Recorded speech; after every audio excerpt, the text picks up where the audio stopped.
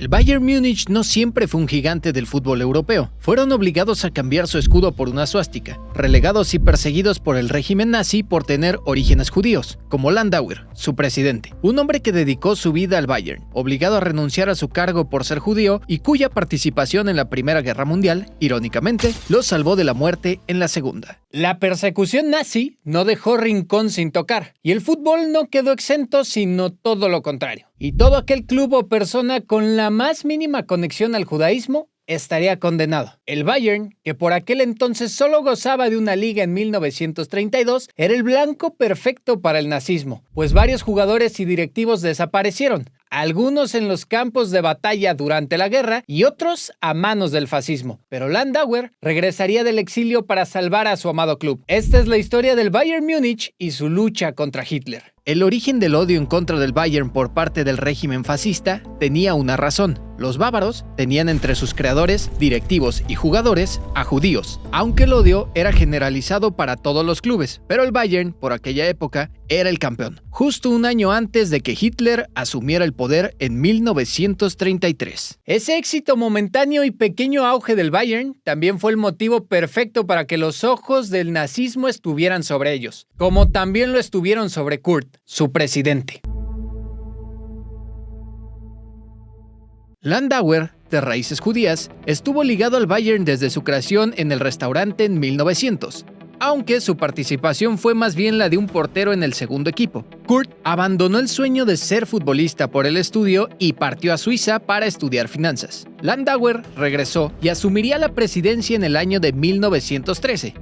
Aunque se vería interrumpida en 1914, pues sería reclutado por el ejército alemán o ejército imperial para la Primera Guerra Mundial. Este suceso le salvaría la vida más adelante, aunque por ahora él no lo sabría. Landauer regresó al término de la Primera Guerra Mundial y retomó su cargo como presidente del equipo en 1919, lo cual serviría para impulsar al Bayern, que como ya dijimos, ganaría el campeonato alemán con Kurt Landauer en la presidencia en el club durante 1932. Para 1933, la llegada del Führer traería consigo las leyes de exclusión laboral, unas leyes que le prohibieron trabajar no solo en la presidencia, sino en todo puesto directivo dentro y fuera de este club, por el simple hecho de sus raíces. Las leyes y la presión antisemita sería cada vez más asfixiante, al grado de que en 1938 todo explotaría lastimosamente. Esto cayó en la literalidad.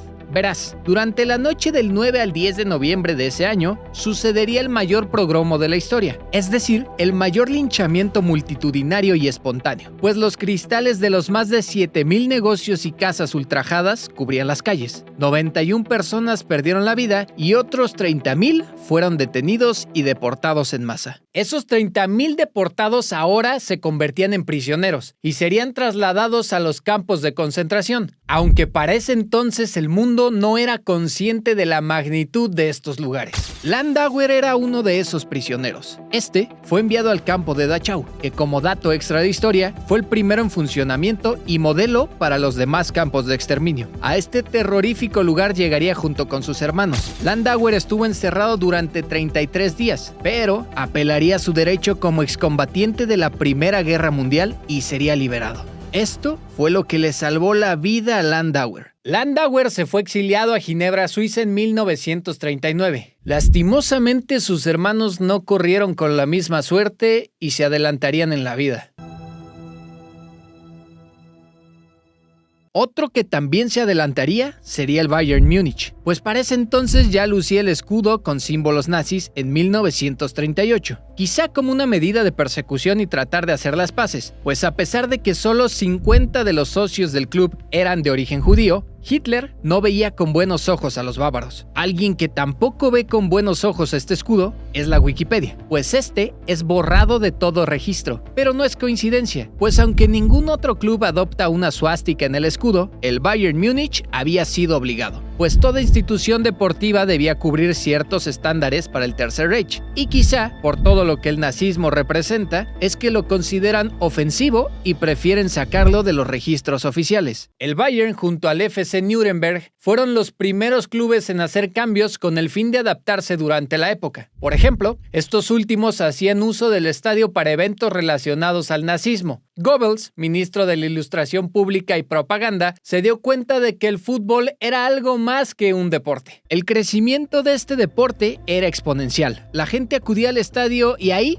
lo importante era ganar. Pero también era una forma de control, pues la Copa del Mundo de 1934 había dado un claro ejemplo de cómo por medio de una pelota y 22 pelados corriendo detrás de ella, era la mejor propaganda y forma de imponer ideologías. Se dice que Benito Mussolini, dictador italiano, habría sobornado árbitros y amenazado jugadores para que Italia se hiciera con la Copa del Mundo de ese año. Las consecuencias, en términos mediáticos, hacían que valiera la pena cualquier barbarie. Es decir, el fin justificaba los medios. Hitler, que más allá de tener una relación estrecha con el dictador italiano, buscaría copiar este modelo, aunque el marco no sería en un mundial sino en los Juegos Olímpicos de 1936 en Berlín. Unos juegos que a la vista de todos eran la forma de demostrar la supremacía aria, entre comillas, al mundo entero. Aunque nada de esto le saldría a Hitler y el atleta más ganador de esos Juegos Olímpicos sería Jesse Owens, un afroamericano que conquistó 4 oros. El Führer, en el fútbol, no era precisamente un seguidor del mismo, aunque algunos dicen que era aficionado del Schalke 04. Lo cierto es que no hay un registro de eso, y de lo que sí hay registro es de Hitler asistiendo a lo que se cree fue su único partido de fútbol. Esto en la serie de los cuartos de final entre Alemania y Noruega en esos mismos Olímpicos, pero Noruega ganó y él abandonó el estadio antes de que el partido terminara. Quedaba claro que su asistencia a ese partido y al fútbol era meramente mediática. Alemania también fracasaría en la Copa del Mundo de 1938 y a partir de ahí el fútbol frenó internacionalmente de forma oficial en el país. Aunque sí hubieron algunos amistosos contra países neutrales y algunos aliados principalmente. A pesar de los malos resultados de la selección alemana, estaba claro el poder mediático del deporte y concretamente del fútbol. Incluso se le atribuye al ministro de propaganda, Joseph Goebbels, la frase: ganar un partido es más importante para la gente que capturar una ciudad del este. Aunque Goebbels nunca administró ni dirigió la selección alemana, como ministro de propaganda tenía claro el poder de esta para los fines del régimen, por lo que es casi obvio que la narrativa en torno a lo que sucedía con el fútbol en el país corría a manos de Goebbels. Para los años 40 no debía haber judíos en ninguno de los clubes alemanes, y la liga tenía un formato por regiones.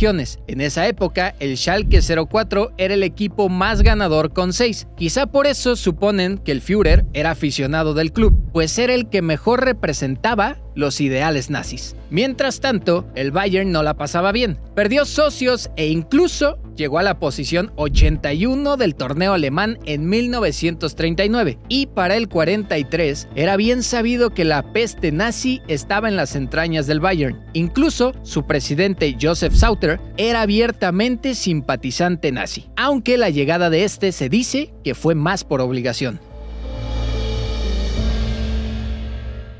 El Bayern fue a Suiza a jugar un encuentro amistoso y en la tribuna se encontraba el fiel seguidor del Bayern. Sí, adivinaste, Kurt Landauer. El equipo, a pesar de no contar ya con judíos en sus filas, saludaron a Landauer y la Gestapo no aprobaría este gesto y ordenó cambios en la estructura del club. Se dice que acá es cuando llega Josef Sauter, aunque como ya vimos no es precisamente la historia del bueno contra el malo, pues varios miembros del club eran nazis por convicción. Para ese entonces era difícil encontrar a todas luces un símbolo de resistencia total, y el Bayern no era la excepción. La guerra escalaría al punto de no retorno y en 1944 toda actividad relacionada con el fútbol se pararía. Un año después, la guerra llegó a su final y Landauer regresaría a Alemania, aunque lo haría hasta 1947, es decir, 2 años después del final de la guerra. Se dice que solo estaba de paso por Alemania, pues su intención era ir a Nueva York. La directiva lo convencería y Kurt sería el presidente del Bayern por tercera vez en el año 51. Fallecería en 1961 en Alemania, es decir, que regresó a su tierra y no se fue más de ahí. Aunque eso sí, una Alemania dividida entre el este y el oeste. también vio a Alemania ser campeona del mundo por primera vez en el año 54. Esto una vez que la FIFA les levantó la sanción por la guerra y regresaron a competir en el plano internacional. Curiosamente, ningún jugador del Bayern Múnich fue convocado a la selección en ese mundial. Lo que sí que ya no pudo ver Kurt Landauer fue la época dorada y la supremacía de los bávaros desde finales de la década de los 60. Los aficionados recientemente desenterraron su historia. Fue nombrado presidente honorario en el 2013 y una plaza y un campo de fútbol también llevan su nombre. En fin, una historia de un club que se vio obligado a borrar y a renegar de sus raíces. Fue fundado por judíos y el primer campeonato también tuvo a judíos como algunos de sus mayores protagonistas. Y curiosamente, el presidente que más estuvo al frente del equipo era judío. ¿Quién pensaría que solo un año después empezaría la persecución antisemita? Persecución que, de acuerdo a registros del club, 56 miembros del Bayern Múnich perdieron la vida en el campo de batalla. Muchos otros también fueron declarados desaparecidos en combate. Además, 7 de ellos fueron asesinados por los nazis por razones simplemente raciales, religiosas o políticas. Si el video te gustó, por favor comparte con una persona más. Eso me ayudaría. Y sobre todo, déjate un like y un comentario. Si quieres ver una historia en específico, ahí es donde podré leerte.